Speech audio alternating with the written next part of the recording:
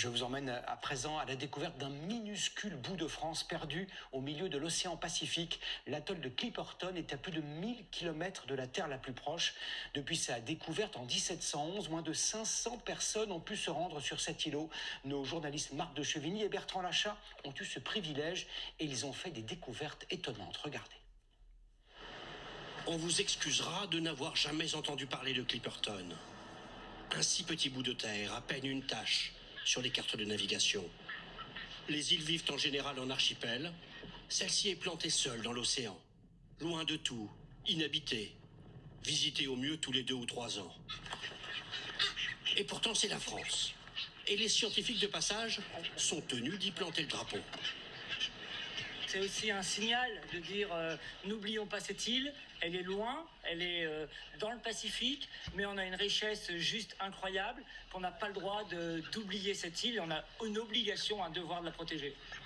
Nos prétentions sur cet îlot tiennent pourtant à si peu de choses. Aux Archives nationales à Paris, on trouve tout au fond d'un carton ce qui tient à la France de titres de propriété, une simple mention dans la marge d'un livre de bord d'un obscur capitaine de marine marchande. Donc là, on est 1707. Découverte d'une île que nous avons nommée île de la Passion. Pourquoi la Passion ? Parce que on est le 3 avril 1711 et c'est le vendredi saint. Donc la Passion du Christ. Curieusement, ce nom de baptême sera éclipsé par celui de Clipperton, un pirate anglais qui avait, dit-on, enterré son butin. Mais on l'appelle aussi l'île des fous. Et pour cause, ces oiseaux menacés en ont fait leur royaume.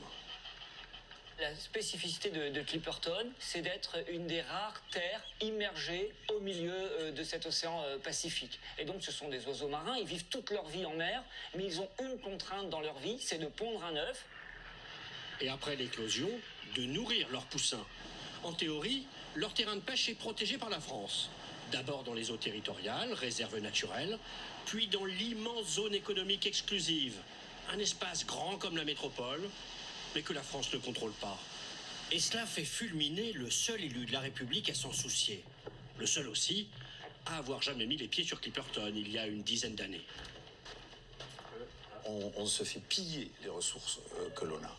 On estime aujourd'hui que c'est un millier de tonnes qui sont pêchées par notamment des senneurs mexicains, souvent au mépris de toutes les règles que la France demande d'appliquer. Sur les plages de Clipperton, en effet, les scientifiques découvrent les indices de cette surpêche massive. Ces radeaux et ces étranges déchets électroniques appelés DCP. Voici comment ils fonctionnent. Les pêcheurs jettent par-dessus bord des épaves de bois et sous les radeaux, la vie marine se concentre. Les petits poissons, les tortues, les requins, les thons seront capturés quand le pêcheur reviendra sur la zone, guidé par la balise. Malheureusement, à l'heure actuelle, on n'arrive pas à limiter les DCP. Sur certaines zones, ils sont autorisés à en mettre plus de 500 balises par navire. Et les pêcheurs ne sont de toute évidence pas les seuls à vadrouiller dans les eaux françaises. Nous étions à peine arrivés sur l'atoll lorsque nous avons trouvé ces paquets échoués sur le sable. Cette poudre blanche, c'est de la cocaïne. On est à 1 millier de kilomètres d'une route commerciale de trafic très importante entre l'Amérique du Sud et le marché américain. Et on est sous le vent de cette côte. Et donc, on en a les déchets. Un peu plus loin, au milieu des déchets plastiques, cette épave de bateau de contrebandiers témoigne aussi de l'importance des trafics.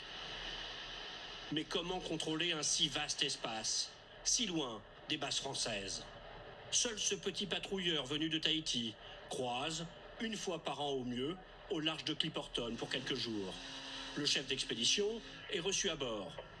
Il signale au capitaine les trouvailles de son équipe. Donc je vous ai fait une déclaration avec photo.